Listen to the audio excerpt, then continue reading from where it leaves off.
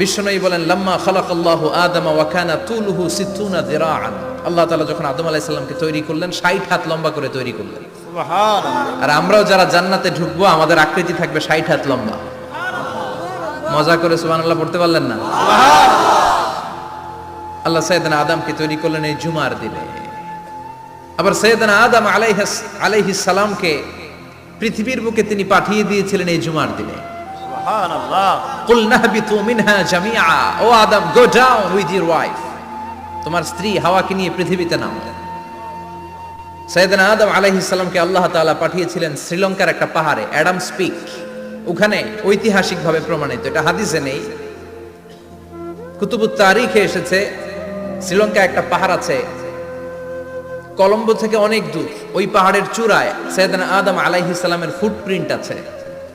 Footprint মানে পায়ের ছাপ।